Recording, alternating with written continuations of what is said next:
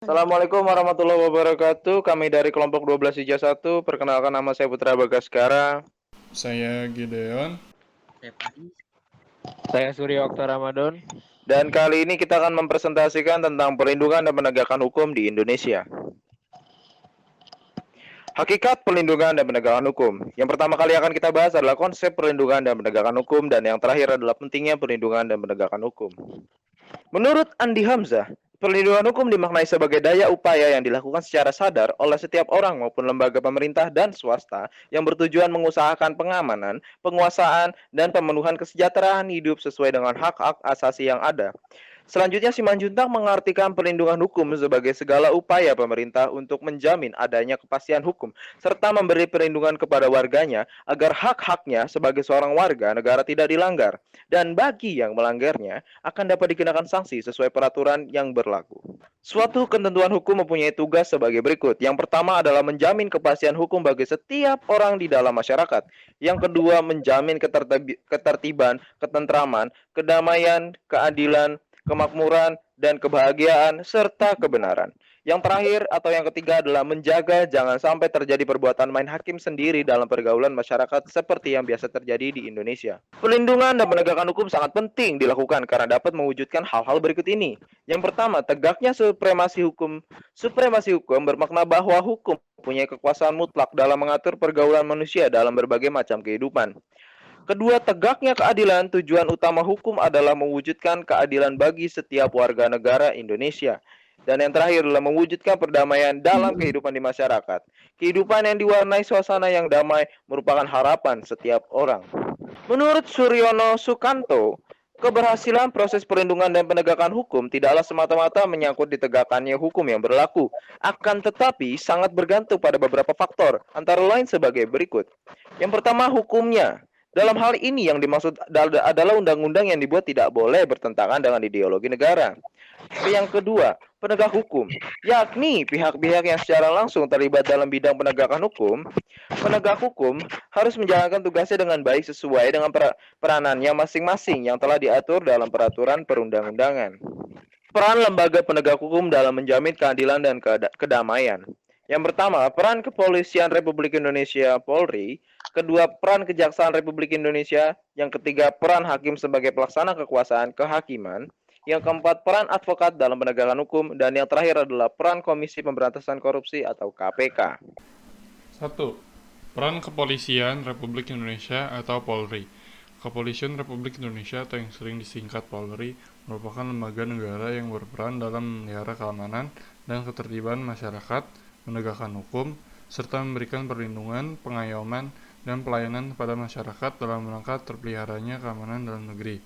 Pasal 16 Undang-Undang RI Nomor 2 Tahun 2002 tentang Kepolisian Republik Indonesia telah menetapkan kewenangan sebagai berikut. A. Melakukan penangkapan, penahanan, penggeledahan, dan penyitaan, melarang setiap orang meninggalkan atau memasuki tempat kejadian perkara atau untuk kepentingan penyidikan, membawa dan menghadapkan orang kepada penyidik dalam rangka penyidikan, menyuruh berhenti orang yang dicurigai dan menanyakan serta memeriksa tanda pengenal diri. 2. Peran Kejaksaan Republik Indonesia. Kejaksaan Republik Indonesia adalah lembaga negara yang melaksanakan kekuasaan negara, khususnya di bidang penuntutan. Penuntutan merupakan tindakan jaksa untuk melimpahkan perkara pidana ke pengadilan negeri yang berwenang dalam hal dan menurut cara yang diatur dalam undang-undang dengan permintaan supaya diperiksa dan diputus oleh hakim di sidang pengadilan. Kejaksaan dikelompokkan menjadi 3 bidang berikut. 1. Di bidang pidana.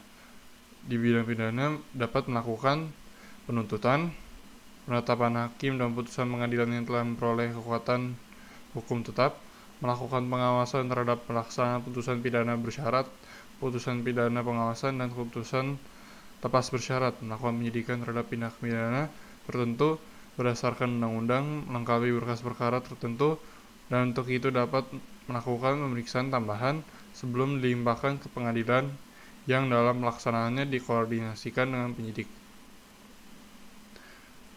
B. Di bidang perdata dan tata usaha negara.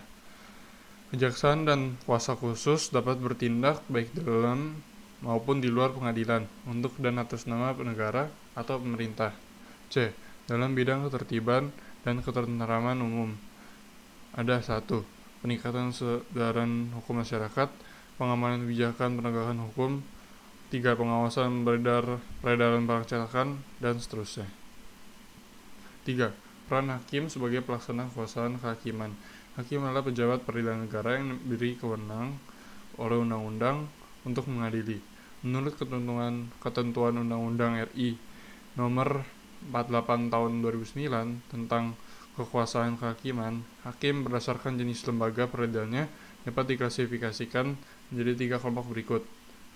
Hakim pada Mahkamah Agung, hakim pada badan peradilan yang berada di bawah Mahkamah Agung seperti peradilan militer, peradilan agama, peradilan umum, peradilan tata usaha negara, dan hakim pada pengadilan khusus yang berada dalam lingkungan peradilan tersebut. Dan juga ada hakim pada Mahkamah Konstitusi yang disebut dengan hakim konstitusi. Peran advokat dalam penegakan hukum. Advokat adalah orang yang berprofesi memberi jasa hukum baik di dalam maupun di luar pengadilan. Jasa hukum yang diberikan merupakan konsultasi hukum, bantuan hukum, menjalankan kuasa, mewakili, membela, mendampingi, dan melakukan tindakan hukum. Adapun persyaratan untuk menjadi advokat di Indonesia diatur dalam pasal 3 Undang-Undang RI Nomor 18 Tahun 2003 tentang advokat, yaitu 1. Warga NRI, 2. Bertempat tinggal di Indonesia, 3. Tidak berstatus sebagai pegawai negeri atau pejabat negara, D. 4. Berusia sekurang-kurangnya 25 tahun, 6. Beri jasa sarjana yang berlatar belakang pendidikan tinggi hukum, F. Lulus ujian yang diadakan oleh organisasi advokat, dan seterusnya. Nah, adapun yang menjadi hak advokat adalah sebagai berikut. Advokat bebas mengeluarkan pendapat atau pernyataan dalam membela perkara. Advokat bebas dalam menjalankan tugas profesinya untuk membela perkara yang menjadi tanggung jawabnya dengan tetap berpegang pada kode etik profesi dan peraturan perundang-undangan.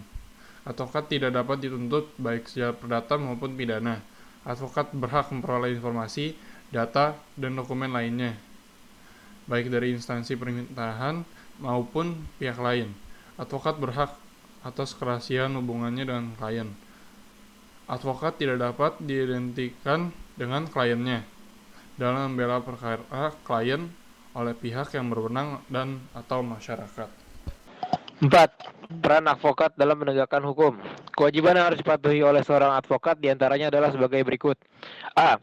Advokat dalam menjalankan tugas profesinya dilarang membedakan perlakuan terhadap klien berdasarkan jenis kelamin, agama, politik, keturunan, ras, atau latar belakang sosial dan budaya.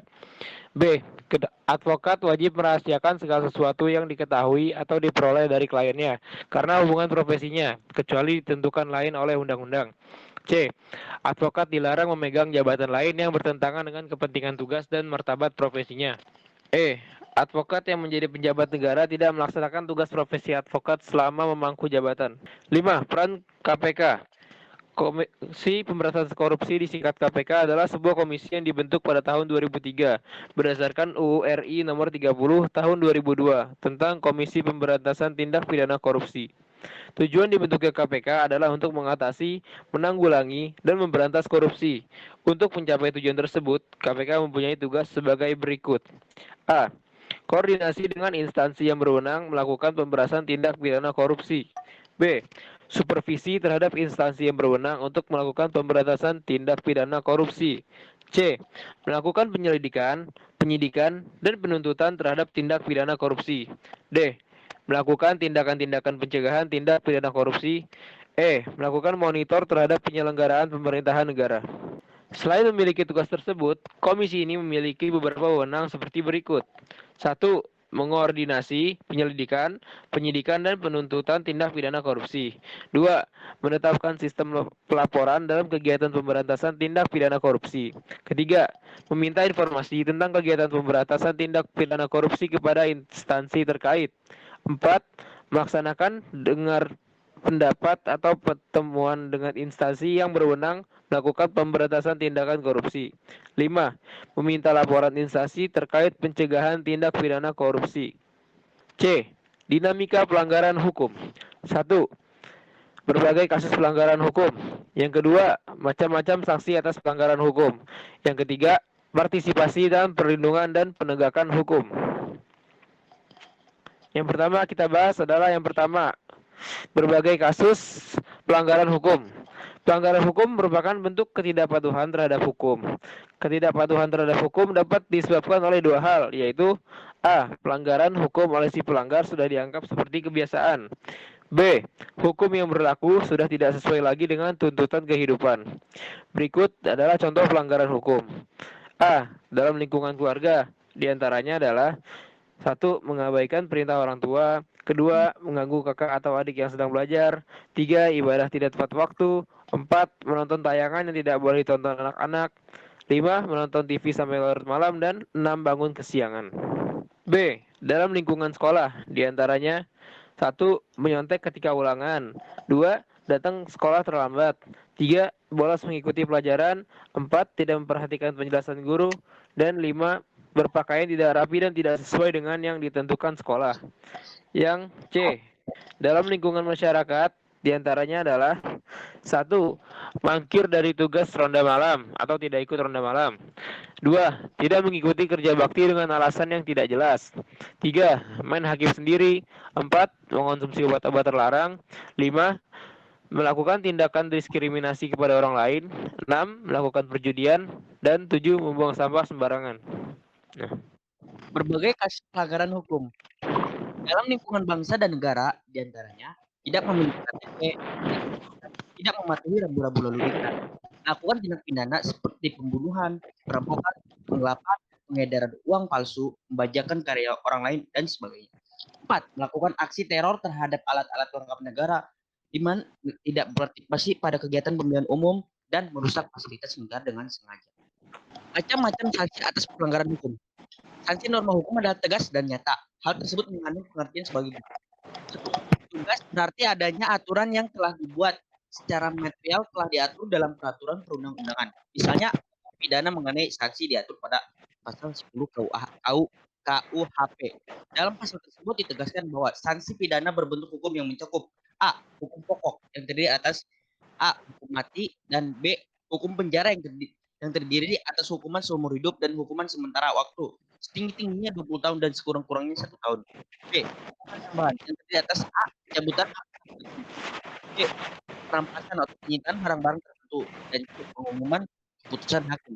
2. Nyata berarti adanya aturan yang secara material telah diterapkan ada hukuman berdasarkan perbuatan yang dilanggarnya. Contoh, pasal 338 KUHP menyebutkan barang siapa sengaja yang merampas nyawa orang lain diancam karena pembunuhan dengan pidana penjara paling lama 15 tahun.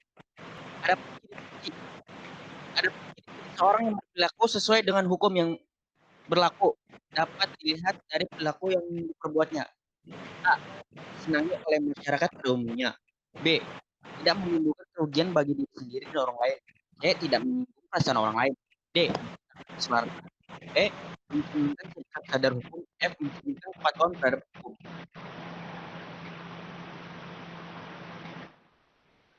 A. Dalam kehidupan di lingkungan keluarga. 1. Mematuhi perintah orang tua. 2. Ibadah tepat waktu. 3. Menghormati anggota keluarga yang lain seperti ayah, ibu, kakak, adik, dan sebagainya. 4. Melaksanakan aturan yang dibuat dan disepakati keluarga. B. Dalam kehidupan di lingkungan sekolah. 1. Menghormati kepala sekolah, guru, dan karyawan lain. 2. Memakai pakaian seragam yang telah ditentukan. 3. Tidak menyontek jika ulangan. 4. Memperhatikan guru. 5. Mengikuti pelajaran sesuai dengan jadwal yang berlaku. Dalam kehidupan di lingkungan masyarakat. 1. Melaksanakan setiap norma yang berlaku di masyarakat. 2. Tugas ronda. 3. Ikut serta dalam kegiatan kerja bakti. 4. Menghormati keberadaan tetangga di sekitar rumah. 5. Tidak melakukan perbuatan yang menyebabkan kekacauan di masyarakat seperti tawuran, judi, mabuk-mabukan, dan sebagainya. 6. Membayar iuran warga. Dalam kehidupan di lingkungan bangsa dan negara. 1. Lalu lintas. 2. Memiliki KTP. 3. Memiliki SIM. 4. Ikut serta dalam kegiatan pemilihan umum. 5. Membayar pajak. 6. Membayar retribusi parkir.